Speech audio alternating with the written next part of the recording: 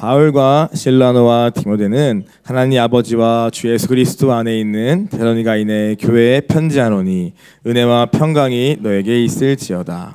우리가 너희 모두로 말미암아 항상 하나님께 감사하며 기도할 때에 너희를 기억함은 너희의 믿음의 역사와 사랑의 수고와 주 예수 그리스도에 대한 소망의 인내를 우리 하나님 아버지 앞에서 끊임없이 기억함이니 하나님의 사랑하시는 형제들아 너희를 택하심을 아노라.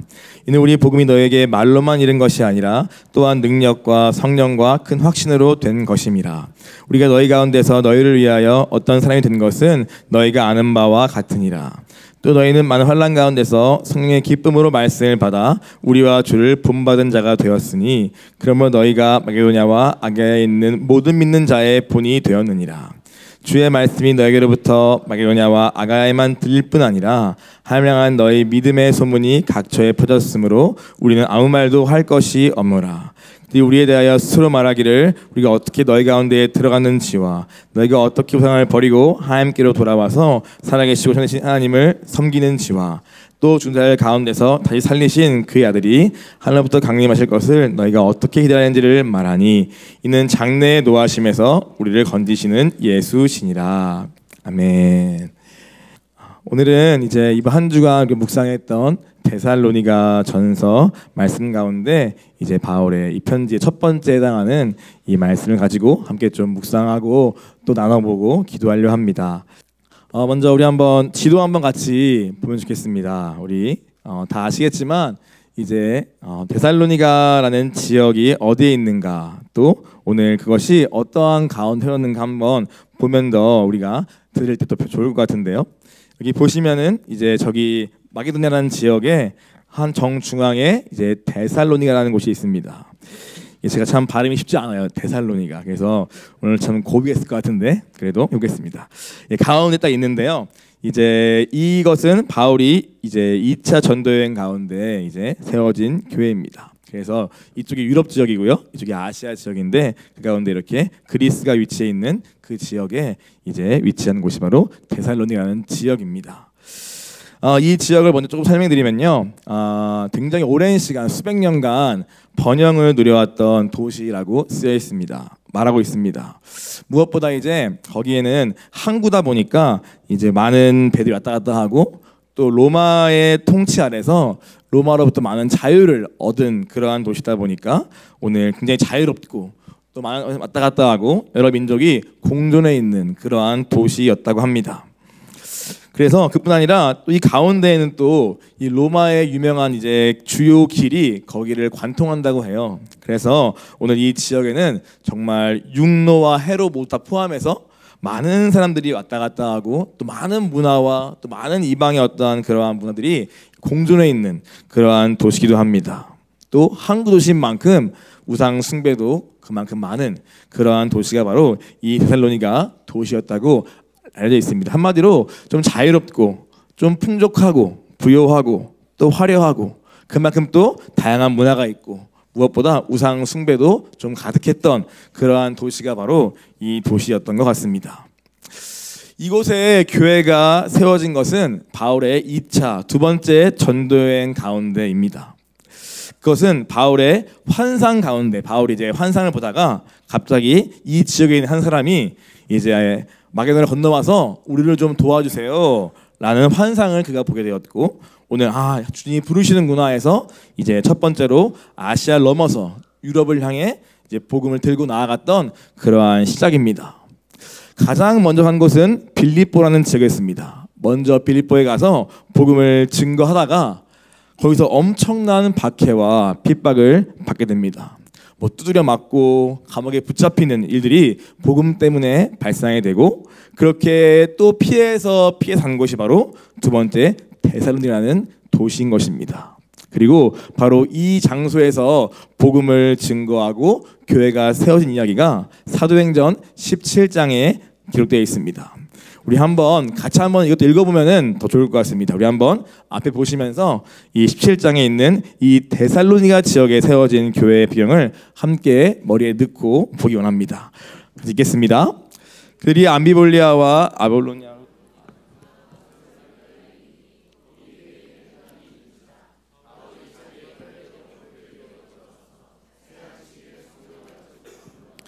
뜻을 풀어 그리스도가 해를 받고 죽은 자 가운데서 다시 살아날 것을 증언하고 이르되 너희 전하는 이 예수가 곧 그리스도라 하니 그 중에 어떤 사람 곧 경건한 헬라인의 큰 무리와 적지 않은 귀부인도 권함을 받고 바알과 신라를 따르나 그러나 유대인들은 시기하여 저자의 어떤 불량한 사람들을 데리고 때를 지어 성을 소동하게 하여 야손의 집에 침입하여 그들을 백성에게 끊으려고 찾았으나 발견하지 못함에 야손과 및 형제들을 끌고 그들 앞에 가서 소리질러 이르되 천하를 어지럽게 하던 이 사람들이 여기도 이름에 야손이 그들을 맞아 되었도다. 이 사람들아 다 가이상의 명을 거역하여 말하되 다른 임금 곧 예수라는 이가 있다이다 하니 무리와 업장들이 이 말을 듣고 소동하여 야손과 그 나머지 사람들에게 보석금을 받고 놓아주니라. 형제들이 곧 바알과 신라를 베레아로 보내니 그들이 이르러 유대인의 회당에 들어가니라. 아멘. 네, 이것이 이제 우리가 보고 있는 데살로니가 지역에서 어떠한 배경 가운데 이 교회가 세워졌으며 또 그 가운데 어떠한 또 어려움과 박해 있었는가 우리가 이해할 수 있는 그러한 본문입니다. 어떻습니까? 우리 이 17장 2절에 보니까 오늘 바울이 이 지역에서 머물면서 복음을 증거하고 가르친 기간은 3주에 불과한 것으로 추정되어집니다. 물론 정확한 날짜 알 수 없지만 새 안식일 동안 성경을 강론했다는 말을 통하여서 한 3주 정도 여기에 짧은 시간 머물렀던 도시구나를 알 수 있습니다. 그리고 그 3번의 주일 안식일을 통하여서 그는 구약을 가지고 구약에 있는 예수가 그리스도이심을 그의 십자가와 부활을 구약을 통하여 유대인들에게 먼저 증거하였습니다. 그리고 그 증거하는 말씀 가운데서 그 회당에 있던 유대인들은 아니고 거기에 그래도 유대교로 전향했던 경건한 헬라인들 그리고 귀부인 중에 적지 않은 무리가 바울의 복음을 듣고 오늘 예수님을 믿는 그리스도 기독교로 개종을 하게 됩니다. 그래서 여기 4절에 보니까 경건한 헬라인의 큰 무리와 적지 않은 귀부인이 권함을 받고 바알과 신라를 따랐다고 쓰여 있는 것입니다. 쉽게 말하면은 오늘 약간의 좀 부흥이 있는 것이죠. 바울이 전하니까 오늘 그 말씀 듣고 회심하고 돌아와서 주를 따르는 사람들이 큰 무리와 적지 않은 무리가 모이게 된 것입니다. 그리고 이렇게 복음을 받고 예수 그리스도를 따르기 시작한 그 무리들이 바로 오늘 보면 나오는 5절에 야손의 집에 모여서 교회라는 공동체를 이루게 된 것입니다. 이 가정교회가 바로 데살로니가 교회의 시작입니다. 이것은 처음부터 쉽게 세워진 것 같지만 굉장히 어려움 가운데 세워진 교회였습니다. 이미 바울이 이 유럽 지역으로 복음을 증거하기 위해 넘어가는 순간부터 사실은 고난과 박해의 연속임을 우리가 보게 됩니다. 매맞고 갇히고 쫓겨나고 심지어 유대인들은 바울이 가는 곳을 따라오면서까지 그를 박해하고 핍박했다는 기록이 나와 있습니다. 그만큼 굉장한 어려움과 박해와 고난 속에서 오늘 세워진 교회가 바로 이 마게도냐에 있는 데살로니가와 빌립보 교회였던 것입니다. 그래서 오늘 바울은 3주밖에 안 됐는데 더 할 말도 많고 더 많이 있고 싶지만 오늘 이러한 핍박이 너무 심해서 오늘 3주밖에 머물지 못하고 다시 도망치듯 빠져나와서 오늘 그 아래에 있는 베레아 지역으로 피하게 되었습니다. 그리고 심지어 근데 거기 따라오는 일이 있어가지고 오늘 또다시 그 밑에 아덴으로 또 거기서 고린도까지 쭉 내려가서 오늘 계속 피해갈 수 없었던 그러한 시간이 있었습니다. 그리고 무려 1년 반이 지나는 동안에 다시 못 돌아가고 오늘 대신에 오늘 디모데를 거기에 파송하는 그런 식으로 오늘 세워지고 또 이루어진 교회가 바로 이 데살로니가 교회인 것입니다. 어떻습니까? 사실상 굉장히 불안정하고 어려움이 많은 교회일 수밖에 없죠.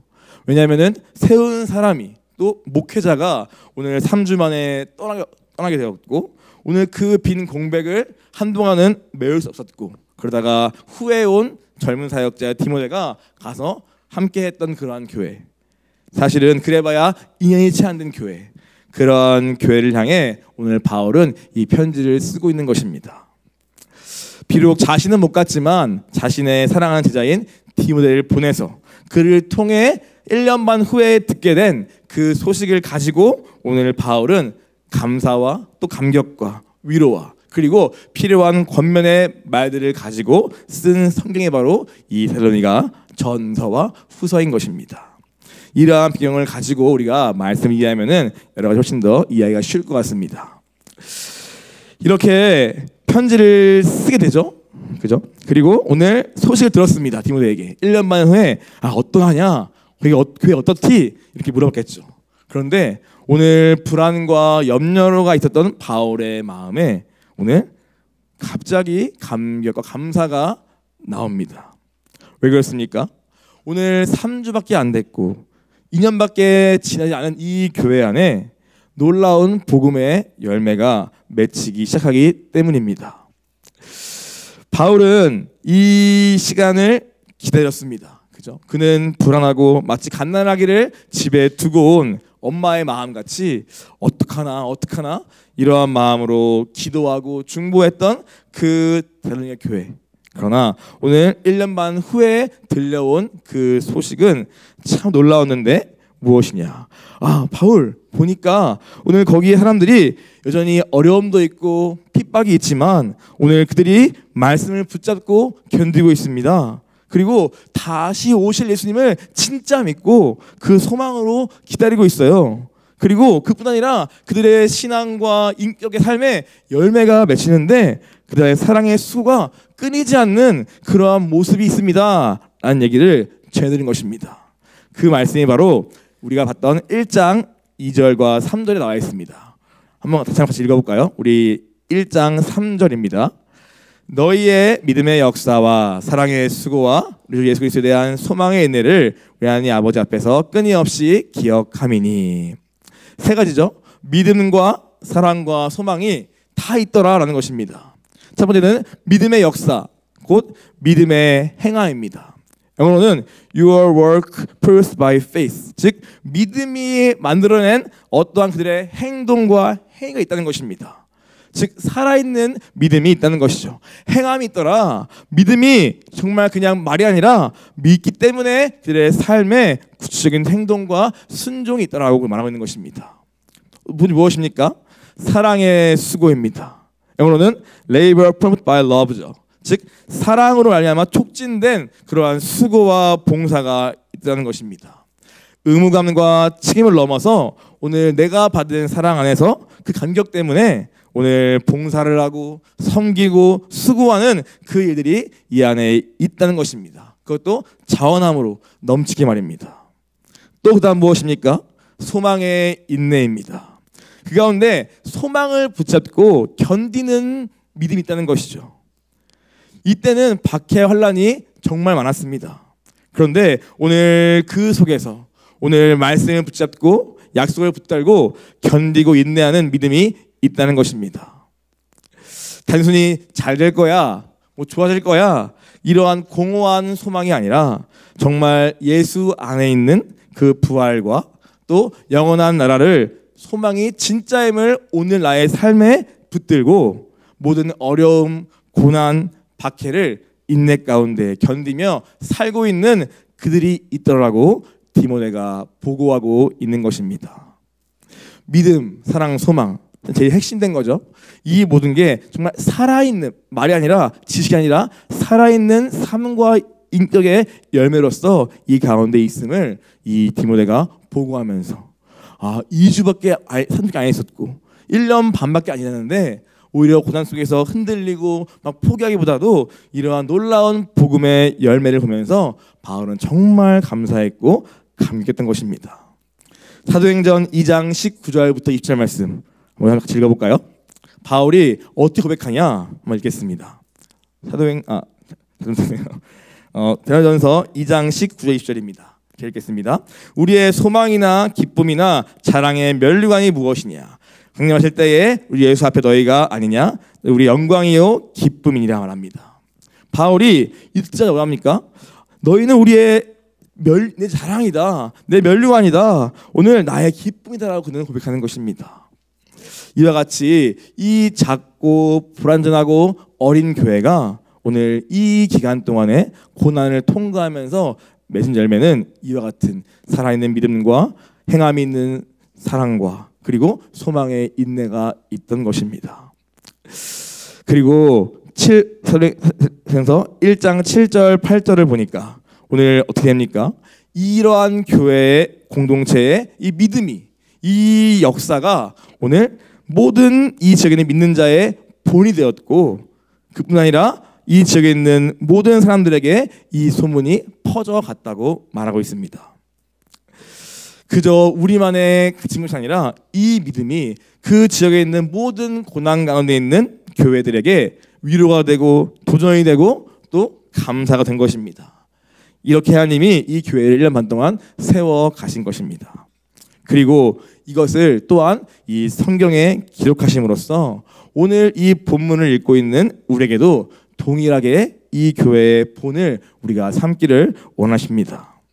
서울교회만 아니라 우리가 계속 기도하고 있는 모든 해외교회에도 이 교회는 참 작고 연약하고 불완전하지만 그러나 오늘 이 말씀처럼 오늘 믿는 자의 본이 되고 우리가 닮고 싶은 교회인 것입니다. 그러면 이것을 우리가 뭘 봐야겠습니까? 어떻게 이것이 가능했는가를 질문해야겠죠. 그렇죠? 어떻게 이런 역사가 이 얼마 안 된 교회 안에, 그것도 바울이 잠깐 머물다간 이 짧은 시간 속에서 어떻게 이런 열매를 맺었는가, 우리가 한번 생각하고 또 연구해 봐야 합니다. 물론 문제가 없는 교회는 절대 아닙니다. 문제가 있으나 그러나 그 전에 앞서서 어떻게 이런 역사가 있었을까, 어떻게 이러한 고난과 박해 속에서 오히려 열매를 맺게 되었는가, 우리가 한번 이제 살펴보고 우리의 하나님의 음성을 함께 듣기를 기도합니다. 그래서 요즘에 유튜브 보면 어떻습니까? 유튜브에는요, 요즘에 이 시대의 교회를 탐방하는 게 많아요. 그죠? 미국에는 무슨 교회, 어디 교회 가지고 교회의 특성을 연구하고 막 알려주는 게 있거든요. 그와 같이 오늘 우리도 비록 갈 수 없지만, 그죠? 오늘 우리가 이 시간 통하여서 한번 이 데살로니가 교회를 한번 탐방해 보고, 그리고 무엇을 말씀하시는가, 그들의 믿음의 비밀은 무엇인가 우리가 보고 또 우리가 붙들기를 원합니다. 네, 한번 탐방해 보겠습니다. 네, 네, 화면 나오나요? 네, 아무튼 네, 특별한 거 없습니다. 네, 제가 그냥 공부해 본 거예요. 어떻게 되었을까 보니까 첫 번째는 그리스도 안에서 하나님께서 택하였다는 것을 가장 먼저 보게 됩니다. 너무 당연한 건데요, 오늘 이거 우리가 너무 쉽게 간과하는 것 같아요. 우리 한번 같이 1장 1절 함께 읽겠습니다. 바울과 실로아노와 디모데는 하나님 아버지와 주 예수 그리스도 안에 있는 데살로니가 인의 교회에 편지하노니 은혜와 평강이 너에게 있을지어다. 아멘.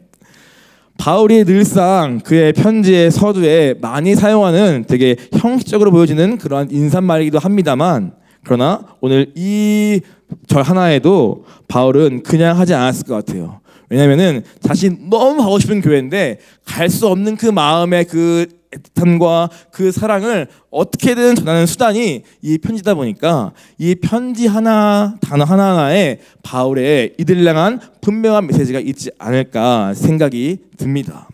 근데 무엇입니까? 보니까 하나님 아버지와 주 예수 그리스도 안에 있는 교회라고 쓰여 있습니다. 즉 뭘 말하고 있는 것입니까? 교회의 시작이 무엇이냐는 것이죠.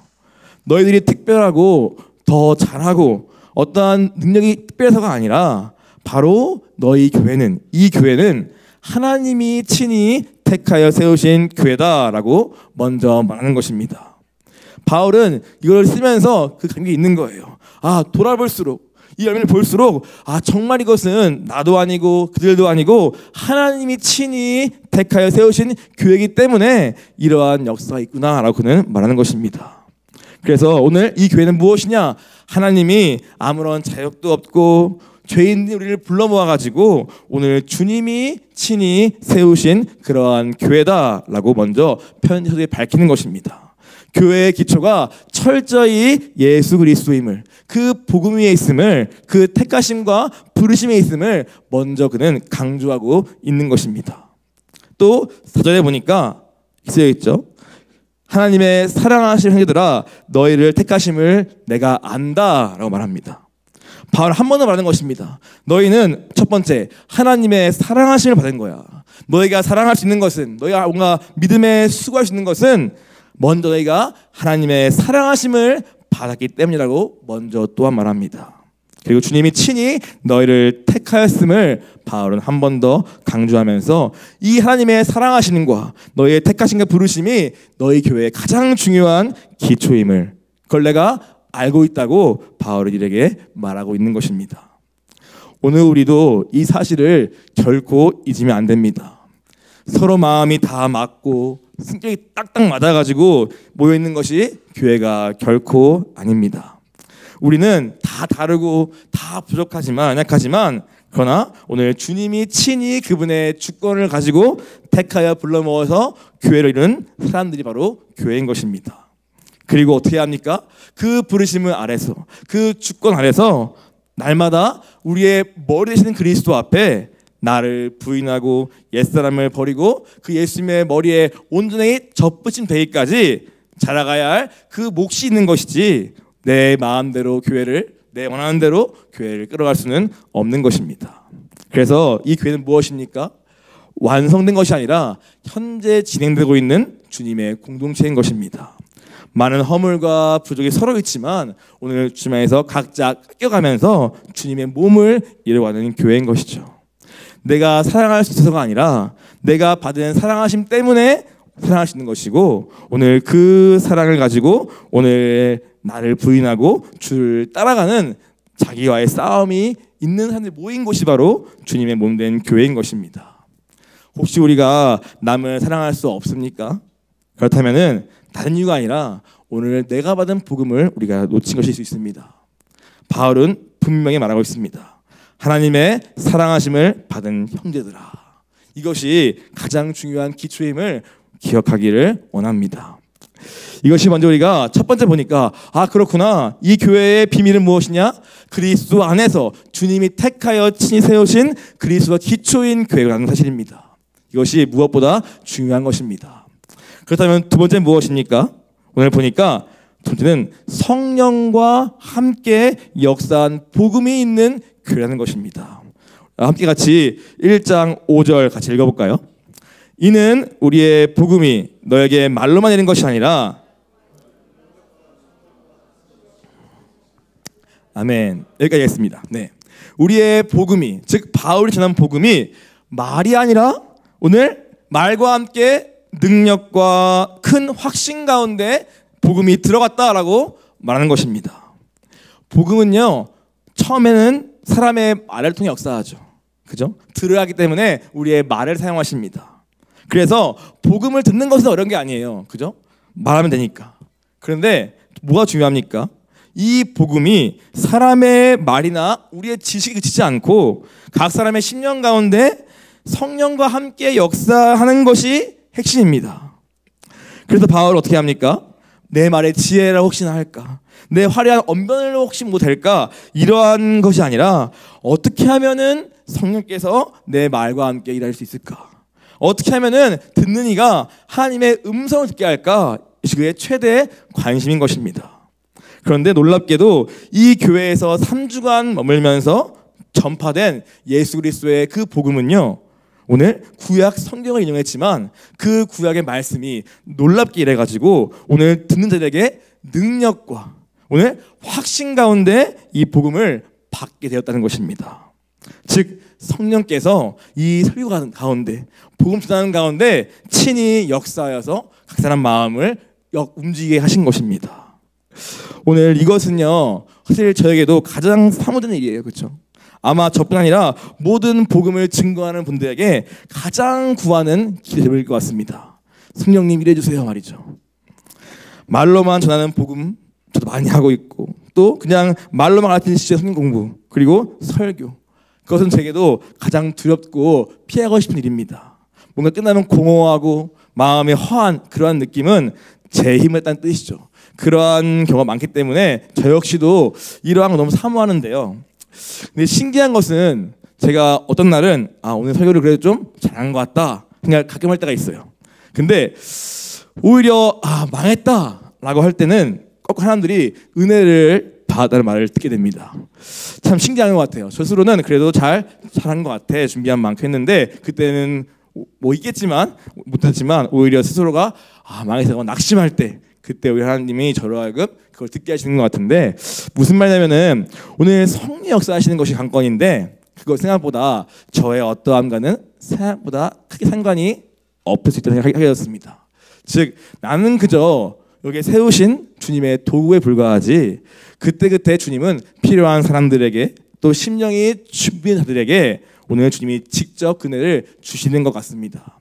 그걸 생각하니까 오히려 마음이 좀 겸손해지더라고요. 그래, 뭘 하려고 하기보다도, 뭐 결과보다도 오늘 나를 세우신 주님의 손에 내가 딱 붙들리자.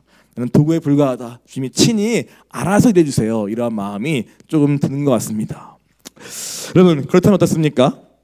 이 복음, 성령과 함께 역사한 복음이 이 교회의 핵심인데, 오늘 중요한 것은 설교자보다 어쩌면은 듣는 이의 심령이 있지 않나 생각을 하게 됩니다. 즉, 우리의 마음에 말씀이 들릴 때 그 말씀이 역사할 수 있는 그 마음 밭인가 아닌가, 내 마음이 얼마나 그 말씀 앞에 목마른가 강한가, 오늘 그것이 이 앞에 누가 상관없이 그 말씀 속에서 주의 음성을 찾고 듣고 그 가운데 성령이 일하시는 생각이 많이 듭니다.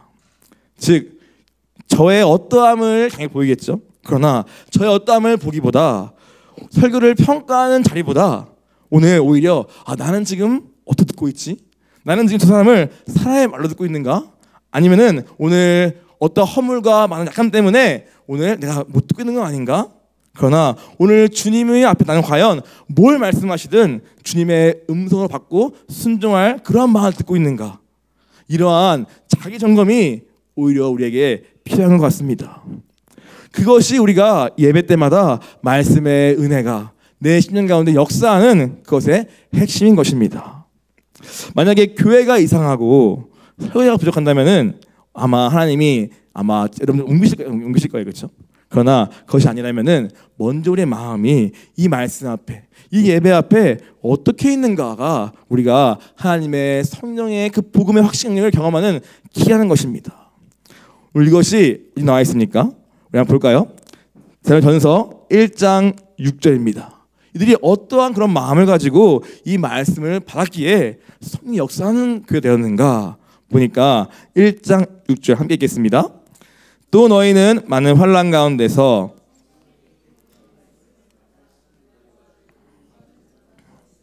우리 한 번 더 읽어볼까요? 그죠? 자, 시작. 또 너희는 많은 환난 가운데서 승리의 기쁨으로 말씀을 받아 우리와 우리 주를 본받은 자가 되었으니. 아멘. 네, 이들이 말씀 어떻게 받았냐면요, 기쁨 받았는데 오늘 그 결과 무엇입니까? 오늘 본받은 자가 되었다 쓰여 있습니다. 오늘 이들은요, 무엇보다 말씀을 전하는 사람에 대한 신뢰가 있었어요. 그것은 단순히 신뢰를 넘어서 본받고자 하는 마음이 있었습니다.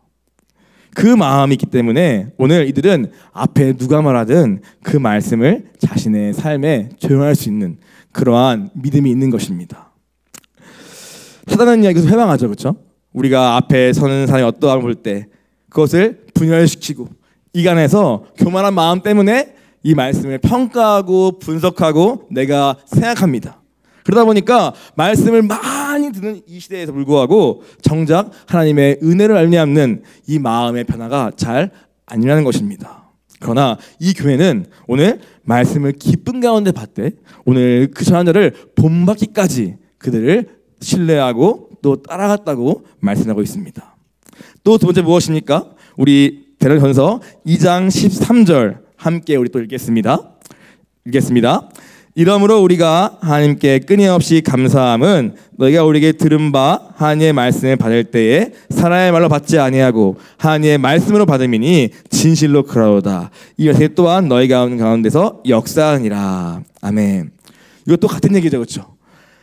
앞에 그 말씀을 사람의 말이 아니라 오늘 지금 주시는 주님의 음성으로 듣고 했다는 것입니다. 이것은 우리의 마음의 상태를 말하는 것이죠. 그리고 그럴 때 이 말씀이 우리 가운데 믿는 자 가운데 역사했다고 성경은 쓰고 있습니다. 이것이 여러분 과연 쉬웠을까 한번 우리가 생각해 봅시다. 우리가 흔히 바울을 생각합니다. 바울은 탁월한 명설교자였어 라고 생각하기 쉽습니다. 그러나 바울은 어떤 인물일까요? 다는 모르겠지만 좀 추측해 보는 말씀을 통하여서 바울은 글로는 탁월한 인물이었던 것 같습니다. 로마서부터 시작해가지고 편지부터 글로는 그 누구보다 탁월한 은사를 가진 사람이었습니다. 그러나 그가 과연 설교자로서 그가 어땠을까 보면은 그의 언변이나 그의 외모나 말솜씨에는 그렇지 않다는 것을 우리가 몇몇 편지들에서 특별히 그 교인들의 반응 속에서 우리가 알 수 있는 것이 몇 군데 있습니다. 예를 들어서 같이 있을 때는 별로 힘들었는데 편지 좋더라 이런 말처럼 뭔가 아무튼 이 말이나 실제로 설교 자체는 그렇게 화려하지는 않은 인물이 바울일 수 있다는 것입니다. 또 함께 교회 세워갔던 디모데 어떻습니까? 그는 나이가 젊은 목회자였어요. 그렇죠? 오늘 저와 같이 나이가 젊고 경험도 없고 많이 부족했던 그러한 사람이 바울 대신하여 그 시간 동안을 함께 살면서 가르치면서 수고한 것입니다. 그게 과연 쉬웠을까? 과연 그 모든 말들과 그 모든 것들을 주님의 음성이다, 하나님의 말씀이구나, 뭘 말씀하실까? 이런 말하는 게 과연 쉬웠을까? 저는 쉽지 않았을 것 같습니다. 한마디로 탁월한 설교자여서, 탁월한 목회자여서, 또는 경험과 지식이 많아서 인정할 만한 사람이어서가 아니라 오늘 이 교회에 성령이 역사했던 그 핵심은 바로 듣는 이의 마음이 하나님 앞에 그만큼 부드럽고 가난한 마음 밭이었다는 것을 성경은 말하고 있는 것입니다. 그 좋은 밭 가운데, 그 심령 가운데 오늘 성령이 일하시면서 오늘 이 말씀이 그들 가운데 놀라운 열매와 결실을 맺게 된 것입니다. 저는 이 말씀을 묵상하면서 사실은 우리 신 목사님이 하신 말씀이 생각났어요. 여러분들 아마 아실 거예요. 뭐라 하십니까 많이? 나귀의 입술을 통해서라도 말씀하신 주님 많이 들었죠, 그렇죠? 예. 어린아이를 통해서라도 주님을 들어라. 우리가 얼마나 많이 교만하면은 우리가 안 들으니까 어떻게 합니까? 성경 보니까 나귀를 통해서 말씀하시더라 하는 거죠. 그만큼 이 듣는 이의 마음이 어떠한가가 기대하는 것입니다. 나귀든 아이 상관없이 내가 정말 알고자 하는 자에게 주님이 말씀한다는 사실입니다. 또 기억나는 게 뭐냐면은 신 목사님은 앞에 누가 있더라도 항상 보면은요 이렇게 필기하세요, 그렇죠? 예. 오늘 뭐가 있을까? 예.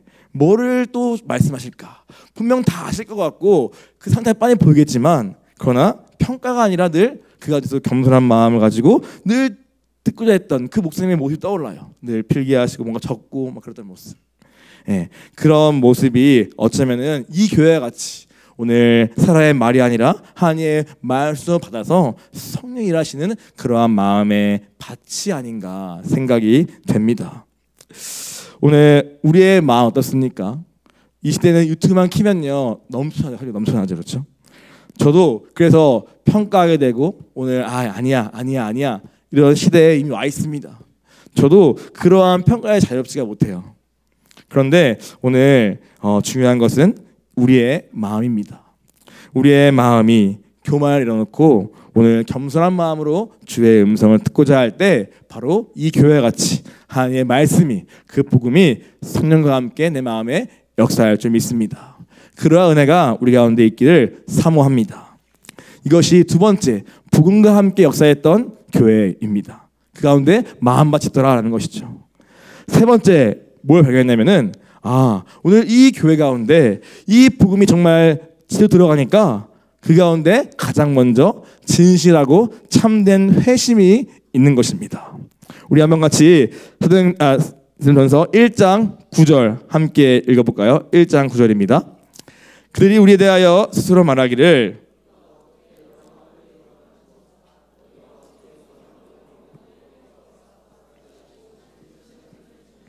네, 맞습니다. 여기 보니까 복음이 성령과 함께 딱 들어가니까 뭐가 일어납니까? 가장 먼저 이들 가운데 정말 진실하고 참된 회심이 일어났습니다. 그것이 여기 쓰여 있는 어떻게 우상을 버리고 하나님께 돌아왔는지와에 대한 이야기입니다. 가장 먼저는요, 우상을 버리고 나의 주인 된 것을 버리고 나를 의미 있게 하는 것들을 버리고 오늘 참 신이신 하나님께로 완전히 방향을 돌이키는 결단과 회심이 있었다라고 말하는 것입니다. 우상이란 무엇입니까? 우상이란 하나님 외에 내 삶에 의미를 부여하고 나를 움직이게 하는 것을 말하는 것이죠. 나를 지배하는 것입니다. 우리의 삶과 가치와 생각을 통제해서 나를 끌고 가는 것이 바로 우리 각자의 우상입니다. 이 시대는 특별히 우리의 마음에 있는 더러운 욕망을 막 붙여가지고 우리의 눈과 마음, 생각을 뺏어서 하나님께 향하지 못하게 만듭니다. 오직 내 욕구, 내 욕망에만 집중하면 되는 것이죠. 오늘 그렇다면은 이 시대에 이 교인들이 떠나야 했던 그 우상이 과연 무엇이었나 한번 보기 원합니다. 먼저 무엇입니까? 바로 술과 음란의 문화입니다. 이 도시에 가장 유명한 신이 뭔지 아십니까? 바로 디오니소스라는 신과 카비루스라는 그 토착 우상이 결합해가지고 오늘 만든 그 종교가 여기에 가장 성행했던 그러한 종교이자 우상 숭배입니다. 이 디오니소스는요, 풍요의 신이고 또 술과 음란의 신으로 알려져 있습니다. 그리스도의 중요한 신 가운데 하나입니다. 그 신이 오늘 그 지역에 있는 다른 신과 결합하여서 오늘 새로운 종교를 만들어냈고 그 종교로 인한 문화와 관습이 그 도시에 팽배하게 퍼져 있었습니다. 특별히 이 신을 예배하는 예배는요, 술 취함과 음란으로 유명했다고 합니다. 그래서 오늘 예배라고 하지만 그냥 그들의 삶인 거예요. 그래서 오늘 예배한다 하면서도 오늘 자신의 생식과 번영을 위해서 성관계를 막 갖고 그리고 재활 즐기고 심지어 권장하는 그러한 도시의 문화가 바로 이 도시의 교회에 가득 찬 문화였습니다. 그리고 그들은 아무런 죄의식 없이 이 종교의 허용 아래서 오늘 마음껏 이 성적인 즐거움을 누리는 데까지 이미 와버린 도시가 바로 이 도시의 우상이자 문화였습니다. 그래서 바울은 이 전서 4장에 권면합니다. 뭡니까? 오늘 주의 뜻은 이것이니 너희의 거룩함이라 곧 음란을 버리라라고 그는 강력히 권면합니다. 여전히 이 교회 안에 회심은 있지만 그러나 남겨있는 그러한 잔재가 있기 때문에 지금도 너희가 우상을 날마다 버리고 음란을 버리고 주를 섬기게 한다고 또 한 번 강조하는 것이 편지 뒤에 나오는 것입니다. 한마디로 이들이 먼저 버린 우상은 무엇이냐? 과연 무엇을 버렸냐 했을 때 이 시대에 이미 익숙해버린 문화, 우상 숭배와 음란의 문화와 술의 문화를 그들은 먼저 버리고 떠난 것입니다. 오늘 이것이 그들에게 있는 참된 회심의 첫 번째 증거입니다. 근데 놀라운 건 뭐냐면 한번 우리 사진 한번 볼까요? 네, 보면요, 이거 뭔지 아시죠? 이번 프랑스 올림픽 나온 건데요. 네, 이게 디오니소스 신입니다. 그러니까 이미 이 신이 술과 음란을 상징하는데 이 신이 원래 개막식 때 가장 앞에서 예수님의 그 최면체를 비하하면서 그 자리에 딱 세운 이 신이 바로 이 디오니소스입니다. 즉 오늘 이 시대가 똑같다는 것이죠, 그렇죠? 우리가 살고 있는 이 시대도 우리들도 성경이 똑같다는 것입니다. 음란을 권장하고 오히려 이것이 우리의 문화다라고 자랑하고 있는 이 전 세계 축제인 올림픽에서 우리의 문화는 음란이다라고 대놓고 광고하는 이 프랑스의 이 현재의 문화 모습이 이 시대와 다르지 않게 보여지는 것입니다. 네, 치워주세요. 네. 네. 보다 보니까 우리 아이들도 들어보니까 학교에서 괴로워하더라고요. 예, 처음 들어본 음란 패설과 서로 공유하고 있는 그러한 음란물들 때문에 너무 괴로워하고 고통하는 이야기를 들었습니다. 바로 이러한 시대의 문화 속에, 이러한 도시 가운데 오늘 이 교회가 세워진 것이고, 이 교회는 그래서 이것들을 다 끊고 버리고 오늘 주님만 섬기겠다고 모인 진실한 회심 가운데 세워진 교회가 바로 이 교회라는 것입니다. 오늘 이것이 복음의 능력입니다. 오늘 우리도 이 성령과 함께 역사한 복음을 받았다면 반드시 우리 삶에 이 익숙한 우상 숭배의 문화로부터 끊는 역사가 있어야 하는 것입니다. 특별히 술과 또 음란과 또 이와 같은 더러운 온갖 가난 문화로부터 우리가 구별되고 분리되어지는 그러한 회심이 바로 이 교회에 놀랍게 있는 것입니다. 또 두 번째로 이들에게 떠났던 우상은 무엇이냐? 바로 돈이라는 만몬의 문화입니다. 음란의 문화뿐 아니라 이 도시는 풍요한 도시죠. 부유한 도시입니다. 자유한 도시입니다. 그런데 오늘 이 교회는요, 그 시스템과 그 구조를 버리고 오늘 모인 교회인 것입니다. 그걸 제가 만몬의 문화라고 이름 붙인 것인데요. 이 증거가 무엇에 있냐? 우리 전서 4장 9절부터 10절 말씀을 함께 부견합니다. 4장 9절 10절 말씀입니다. 너무 작은가요? 네, 있죠. 우리 함께 같이 읽겠습니다. 형제 사랑에 관하여는 너에게 쓸 것이 없음은 너희 자신이 하나님의 가르침을 받아 서로 사랑함이라. 너에게 온 마게도냐 형제 대하여 과연 이것을 행하보다.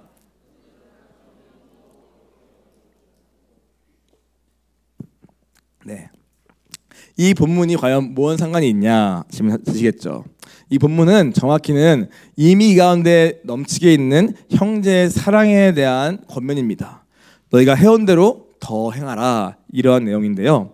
오늘 이것은 어떤 결과죠. 그죠? 그럼 이들이 어떻게 이러한 자리에 왔냐 했을 때, 또는 그 사랑이 무엇이냐 했을 때, 오늘 이들이 말하고 있는 이 사랑의 실제는 무엇이냐면요, 바로 오늘 구제와 연보라고 알려져 있습니다. 즉 물질에 대하여 오늘 자유에서 이 물질을 가지고 남을 돕고 교회를 돕는 데 사용하고 있다는 것입니다. 그 증거가 고린도후서 8장 1절부터 오늘 나와요. 오늘 바울이 이렇게 말합니다. 하나님께서 마게도냐의 교회에 주신 은혜를 알리노니 오늘 그들 가운데 많은 환난과 시련 가운데서 넘치는 기쁨과 극심한 가난이 그들의 풍성한 연보를 넘치도록 하게 하느니라. 그들이 자신의 힘뿐 아니라 힘에 치어 자원하여 오늘 이 은혜와 교회를 세우는 참여함으로 오늘 자신을 드리고 다 전부를 드렸다. 이러한 고백이 고린도후서 8장에 나옵니다. 즉 마게도냐에 있는 교회들, 이 교회들이 주신 은혜가 있는데 그것이 무엇이냐? 오늘 가난하고 어렵지만 오늘 넘치게 풍성한 연보, 헌금을 자신뿐 아니라 다른 교회를 위해 넘치게 자원하여 했다는 것입니다. 이것이 바로 여기서 말하는 형제 사랑의 실질적인 예입니다. 이들은 가난했습니다. 그 부유한 도시에서 오늘 그들을 따라가면은 얼마나 돈을 벌 수 있는데 그것을 포기하고 오늘 주님을 따르기로 결단했습니다. 음란과 술을 즐기면서 살아가면은 아무런 문제가 없는 그 문화 속에서 그들은 복음을 받자마자 그것을 떠났고 그 가운데에는 이와 같이 돈 중심의 풍요로운 그들의 삶의 방식으로부터도 떠난 것입니다. 그걸 어떻게 합니까? 오히려 나를 위해 사용했던 모든 물질과 그 모든 것들을 이제는 남을 위해 교회를 세우는 데에 넘치게 헌금하고 있다는 기록이 여기에 있는 것입니다. 극심한 환난과 극심한 가난이 있었다 말합니다. 즉 풍요로운 게 아니었습니다.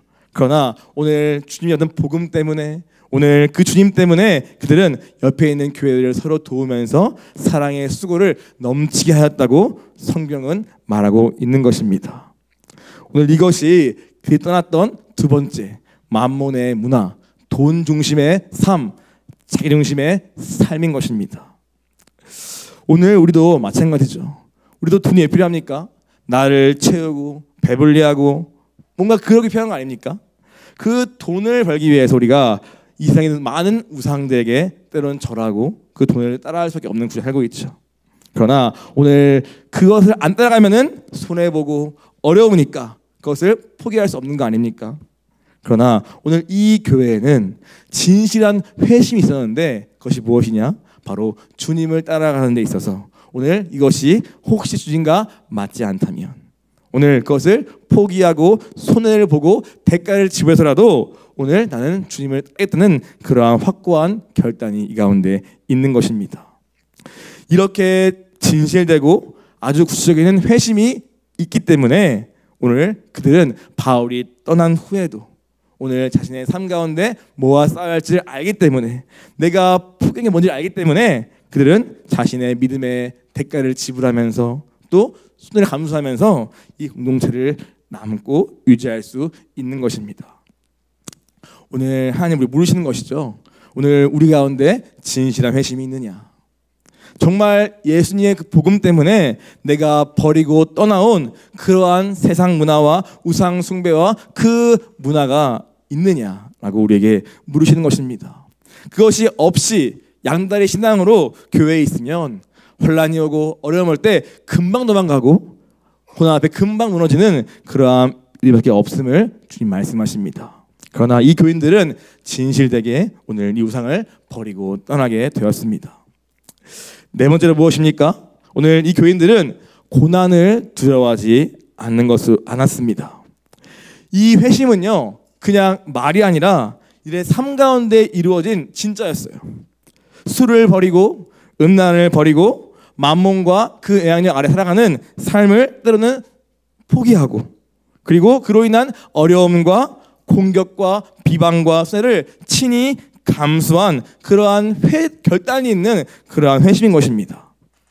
그러다 보니까 이들의 믿음은요 처음부터 아예 값을 지불하는 믿음이었고 고난과 박해를 너무 당연히 받고 있는 그러한 믿음 가운데 이들이 출발한 거예요. 우리는 믿음 생각하면은 이제는 복 주시겠지 생각합니다. 잘 되게 생각합니다. 저도 그렇습니다. 그러나 이 교인들은요 아예 처음 시작부터 뭘 봤습니까? 바울이 어떻게 매맞고 고난받는 가운데 볼 증거가 있는가? 어떻게 교회가 어떠한 핍박과 공격 가운데서 세우는가를 또 보는 사람들이에요. 그러다 보니까 아 교회란 이런 것이구나. 복음은 이런 것이구나. 민다의 삶은 이 세상에서 이러한 충돌과 갈등을 피할 수 없구나. 이미 보고 알고 자신만의 믿음의 결단을 가지고 이 길을 따라와서 모인 사람들입니다. 그 인물이 누굽니까? 바로 사도행전 17장에 나오는 야손이라는 인물입니다. 이 인물은 어떤 인물입니까? 아까 봤죠? 이 인물은요 자신의 집을 교회로 내어준 인물입니다. 즉 가정교회로 쓰임받은 장소인 거예요. 이것이 어떤 것입니까? 충분히 어떠한 위험과 어려움과 자기의 생계가 수를 알면서도 그는 이 선택을 하는 것입니다. 그리고 물심양면으로 이 바울을 도운 거예요.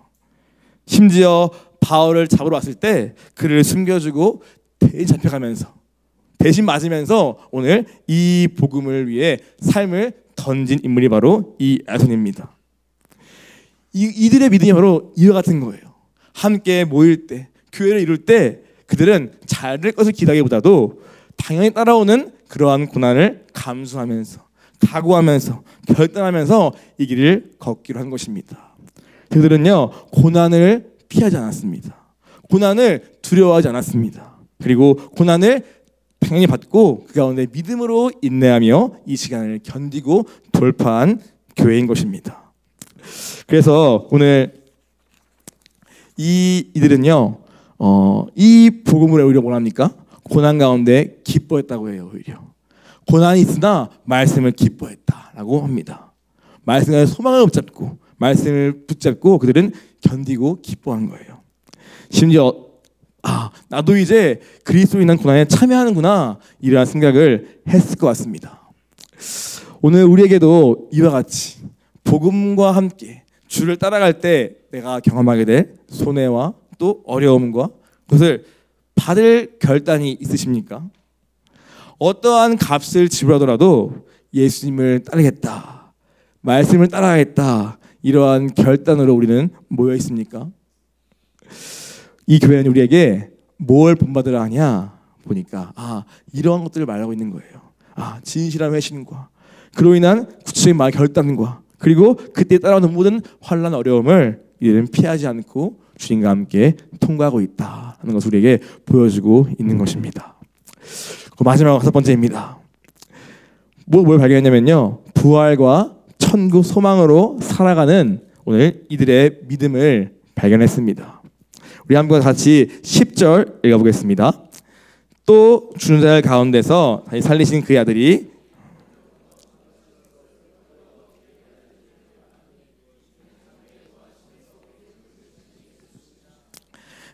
이들의 복음을 받고 회심한 이들의 삶의 자세는요, 무엇입니까?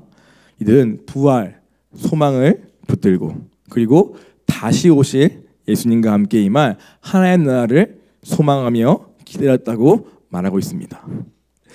이들이 이와 같이 고난을 두려워하지 않는 이유는 이들 안에 이와 같은 부활에 대한 믿음과 그리고 확실한 천국 소망이 있기 때문입니다.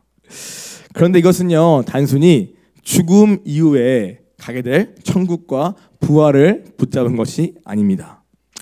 이들은요, 오늘 하루를 살아가는데 필요한 하루 살기 쉽지 않은 거예요. 즉, 먼 훗날 죽은 다음에 부활하겠지, 천국 가겠지, 이 정도의 믿음을 말하는 것이 아니라 이들은 날마다 고난과 생명의 위협과 어려움 가운데서 그 하루를 살아가는데 오늘 이 부활 소망과 천국 소망이 실제가 되었다는 사실입니다. 즉, 오늘을 살아가는 데 있어서 이것이 진짜 살아있는 산 소망이 되어준 거예요. 사실 이것은 너무나 맞는 말입니다. 오늘 우리에게는요, 이 초대교회 같은 그러한 고난 핍박은 없죠. 그러나 자세히 보면은 우리의 삶 가운데 이미 이 죄로 인한 저주와 심판과 죽음의 그림자가 이미 우리 삶의 이 시대에 깊게 드리워 있습니다. 그리고 오늘 그 속에서 우리가 살려 하면 우리의 믿음이 공격받고 믿음을 잃게 되기도 하고 때로는 믿음을 포기한 일이 종종 벌어집니다. 한마디로 우리의 의지나 또는 죽은 후에 갈 천국과 부활을 대한 그러한 막연한 믿음 가지고는 우리가 이 시대를, 이 어려운 시대를, 고난을 통과할 수가 절대 없는 거예요. 그런데 오늘 이 교회가 이 고난을 감히 기쁨 가운데 통과할 수 있는 이유는, 견디는 이유는 이 주님의 부활하심과 그 천국이 오늘 나에게 실제이기 때문에 그것이 가능한 것입니다. 나의 능력과 자신감으로 가는 것이 아니라 오늘 이 주님이 부활이, 오늘 그 천국이 오늘 나에게 실제로 붙잡아지는 것이기 때문에 이것이 가능한 것입니다. 오늘 이 부활의 능력 어떻습니까? 오늘 우리는 이것을 진짜 소유하고 있습니까? 오늘 어떠한 고난이 와도, 어떠한 죄의 유혹이 와도 오늘 나는 날마다 죽노라, 그것이 유익하다 라고 고백하면서 오늘 주님의 부활이 내게 될 수 있도록 나를 날마다 죽이는 일에, 나를 포기한 일에, 나를 버리는 일에, 나의 죽는 일에 나를 정말 기쁨 가운데 들고 있습니까? 아니면은 조금만 유혹이 와도, 조금만 어려움이 와도 도망치고 포기하고 멈춰버립니까? 오늘 이 부활 능력은요, 오늘 내게 실제로 있는 온갖 마귀의 유혹과 위협과 공격과 시험을 이길 만한 능력인 것입니다. 그 능력을 가지고 이들은 살아가는 거예요. 바울이 3주밖에 안 된 시간에 전한 부활인데 그래봐야 뭐 한 번 들었을까요? 그런데 그 부활에 대한 메시지가 성령이 함께 일하시니까, 이들이 간절한 마음으로 듣고자 하니까, 그것을 하나님의 음성 받고자 하니까 성령이 그 가운데 확신을 주시면서 그렇구나, 정말 부활이 있구나. 그리고 그 부활은 단순히 죽음 이후에 천국의 부활이 아니라 오늘 내 삶에 내가 경험할 수 있는 실제적인 것을 그들은 붙잡게 된 것입니다. 그리고 그로 말미암아 죄를 이기고 음란을 이기고 술을 버리고 시험을 이기고 고난을 이기고 기쁨 가운데 주님을 따라갔던 것입니다. 이러한 부활의 능력이 우리 가운데 확신으로 있기를 원합니다. 그리고 오늘 하루를 살아갈 나의 실제 능력이 되기를 원합니다. 그것이 이들의 비밀 중에 마지막 비밀이었어요. 또 무엇입니까? 천국 소망. 우리가 많이 말하죠. 보통 무엇입니까? 오늘 죽어서 갈 그 천국을 기다리는 소망을 보통 말합니다. 그런데 이 천국은 말은 무엇입니까? 바로 하나님 나라에 대한 소망이죠. 하나님 나라. 그것은 무엇입니까? 예수님이 이미 오신 그 순간부터 이미 이 땅에 시작된 하나님의 나라에 있는 것입니다.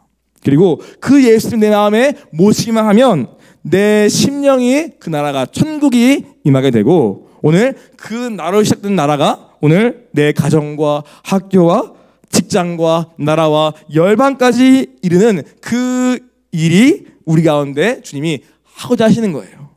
그러므로 천국 소망은 무엇이냐? 죽은 다음에 이가 아니라 오늘 나의 삶에서 내가 살아야 할 삶의 방식이자 삶의 원리이자 나의 실제라는 것입니다. 오늘 그것이 나에게 소망이라는 거예요. 내가 죽기 때 죽어서 가니까 소망이 아니라 오늘 나에게 그것이 진짜이기 때문에, 그리고 주님이 그것을 이루시기 때문에 오늘 거기에 든 내 삶이 너무 기쁘고 감사하고 소망이 있고 기대가 있는 거예요. 그리고 이게 끝이 아니라 지금 불완전하지만 언젠가 오실 때 반드시 완성될 그 날을 믿기 때문에 우리가 오늘 수고하고 씨 뿌리고 노력하고 열매가 그냥 안 보여도 오늘 소망 가운데 그것을 기쁨으로 감당한다는 것입니다. 오늘 이것이 이 교인들의 삶의 방식이었어요. 음란 즐기고 싶죠. 쾌락 원하고 싶죠. 돈 갖고 싶죠. 그러나 더 중요한 이 천국 소망이기 때문에 그 소망 때문에 이것을 포기하고 버리고 수련을 감당하면서 오늘 이 길을 걷고 있다는 것입니다. 오늘 그래서 이 천국 소망은요, 오늘을 살아가는 나의 실제의 능력이자 소망입니다. 그 나라에 들어갈 때 부끄럽지 않게 나를 거룩으로 단장하게 만드는 산 소망이고, 그리고 그 주님 뵐 때까지 맡긴 사명을 충성되게 감당할 수 있는 살아있는 소망이 바로 천국 소망입니다. 오늘 이것이 주님을 기다립니다라는 그들의 고백에 포함되어 있는 거예요. 그냥 놀고 먹고, 물론 그게 있었던 것 같아요. 근데 그런 게 아니라 충성되게 직분을 감당하면서, 그리고 내 영혼을 단장하면서, 그리고 오늘 이 땅에 이미 시작한 나라를 이루어가는 그 일에 나의 전부를 드리는 그러한 삶이 오늘 그들이 이 기다린다에 포함되어 있는 것입니다. 오늘 이 주님의 이 부활 소망과 천국 소망으로 오늘을 살아가는 저와 여러분 되기를 간절히 소망합니다. 산 소망입니다. 그렇죠? 나를 움직이게 한다고요. 나를 버리게 하고 포기하게 하고 따라하게 한다고요. 그것이 살아있는 거 아닙니까? 근데 우리가 교회 나오면서도 오늘 천국과 부활이 먼 미래의 일로서 오늘 나에게 아무런 죄 앞에서, 시험 앞에서, 어려울 때에 아무런 이 없다면은 그것은 오늘 나에게 죽은 소망인 것입니다. 그러나 주님 우리에게 산 소망 되십니다. 그 주님을 꽉 붙들고 오늘 현재 살아갈 수 있는 우리의 믿음 되기를 간절히 소원합니다. 이것을 우리 걸로 좀 바꾸면 무엇입니까? 오늘 이 믿음 가지고, 이 교회의 이 믿음 가지고 우리가 가나안 땅을 정복해야 하는 것이죠. 그렇죠? 오늘 이 부활의 능력을 붙잡고 오늘 이 땅의 하나님을 확장하는 그 일에 우리가 쓰임 받고 싶은 거 아닙니까? 오늘 그 부활과 이 천국을 사는 그 삶이 우리 가운데 이루어지기를 간절히 기도합니다. 끝으로 이제 우리 한번 이 말씀을 한 번 더 읽어볼까요?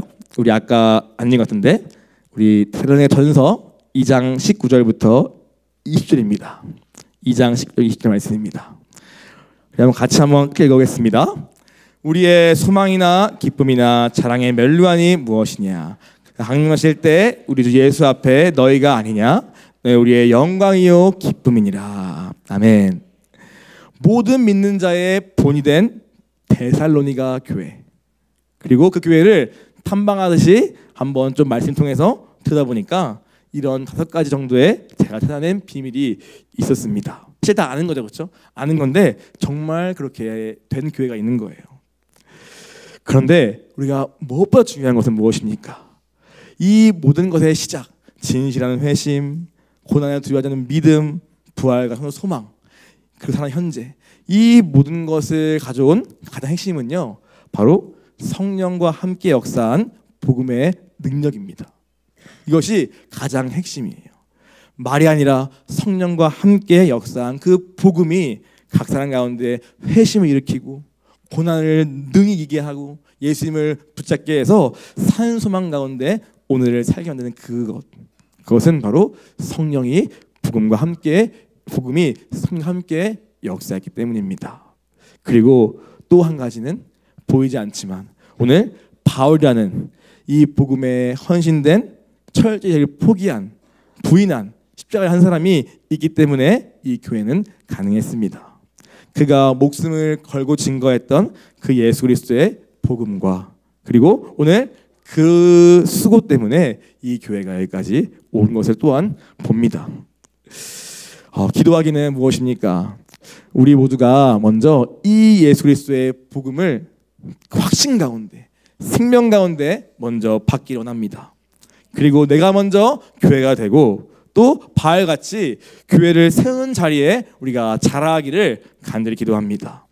그리고 우리에게 허락하시는 해외 교회들, 그죠? 오늘 홍콩, 일본, 영국, 베이징 등등 이 교회에 오늘 이와 같은 하나님의 일꾼들이 세워지길 또한 기도하고 그들을 통해서 이 믿음의 역사와 이 사랑의 수고와 인내가 풍성하여서 그 믿음의 소문이 오늘 각 지역마다 번져 쌓이기를 간절히 또한 기도하고 싶습니다.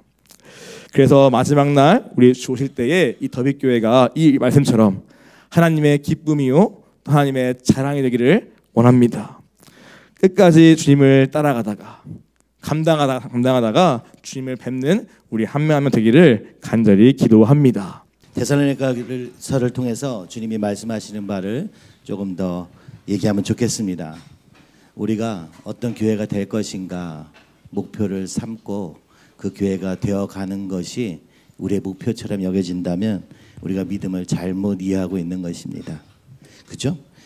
오늘 이제 이런 얘기 다 했지만 그러면 또 거꾸로 하나님 입장에서는 어떨까요? 하나님께서는 거꾸로 생각하고 계시는 거예요. 거꾸로 생각하고 계시는 거예요. 데살로니가라는 이름이 누구 이름인지 아세요? 데살로니가라는 도시는 원래 있었던 도시가 아니고 그 이름이 바뀐 이름입니다. 데살로니가는 아까 그 지도를 한번 보여주시죠. 그 지도에 보면은 마게도니아라는 지역이 있어요. 로마 제국이 크게 4개로 나눠지죠. 나중에 그 중에 하나가 마게도니아입니다. 이 마게도니아의 수도가 지금 데살로니가예요. 그럼 무슨 얘기입니까? 그래서 이 데살로니가는 굉장히 중요한 이름을 가지고 있는데 그것은 바로 알렉산더 황제의 이복 여동생의 이름입니다. 그러니까 알렉산더 황제가 그죠? 대왕이 이 나라들을 다 정복해가면서 거기에 대표 도시로 만든 게 데살로니가 교회예요. 그러니까 어떻게 했습니까? 왕의 도시입니다. 로마, 그러니까 이 알렉산더 대왕이 그리고 로마가 끊임없이 이 도시를 통해서 이 전체 지역을 다스렸던 도시예요. 근데요, 참 신기한 거예요. 거기에 바울이 3주밖에 없었는데 교회가 세워진 거예요. 여러분, 이게 복음의 능력입니다. 그러면 그 사람들이 너무 좋은 사람들에서 이렇게 된 겁니까? 아니요. 하나님이 계획하신 겁니다. 이 데살로니가를 통해서 이 마게도니아 지역의 복음을 전하시기로 작정하신 겁니다. 하나님의 작정이 더 먼저라는 거예요. 그죠? 그래서 바울이 특별한 3주 만에 특강을 딱 해가지고 그들이 딱 믿음이 세워진 거라고 보기 어려워요. 그래서 이 왕의 도시였던 이 데살로니가는 그래서 핍박이 많았던 겁니다. 유대인들이 계속 이해한 거죠. 저 사람들, 저 교회에 있는 사람들은 로마 황제를 섬기지 않고 지금 자기네 왕이 따로 있다고 얘기하는 거다. 그래서 쟤네를 잡아 넣어야 된다. 그래서 3주 만에 쫓겨나간 거예요. 유대인들이 아예 정책적으로 그렇게 했던 거예요. 예수님이 그렇게 죽으셨던 것처럼 말이죠. 그런데도 그 3주밖에 그 복음을 듣지 않은 교회가 여기 다 세워진 겁니다. 왜 그렇겠습니까? 하나님이 계획하신 것입니다. 하나님이 계획하시고 예수 그리스도를 전했을 뿐인데 거기에 믿음의 역사가 일어난 것입니다. 이게 오늘 1장 3절에 있는 내용입니다. 믿음의 역사라는 건 무엇입니까? 내가 믿어서 역사가 일어나는 게 아니라 어쩌면 주님이 믿게 하시고 역사가 일어나게 하시는 거예요. 그래서 교회가 세워진 겁니다. 그렇죠? 오늘 우리 교회 생각하면서 제가 여기 굳이 나온 이유는 이겁니다. 홍콩 교회.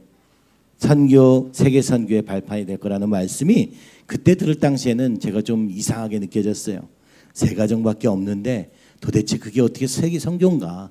일본 사람과 홍콩 사람밖에 없는데 어떻게 이게 세계 선교인가? 이런 생각이 있었습니다. 근데 지금은 알겠어요.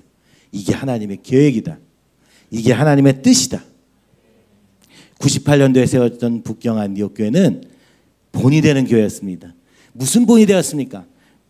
행동을 잘하고 뭘 잘해서가 아니고 하나님의 역사가 있는 교회였기 때문에, 복음으로 말미암아 삶이 변화되는 역사가 있었기 때문에 본이 된 교회였고, 데살로니가 교회도 그런 교회였던 것입니다. 그들이 똑 잘한 게 아니에요.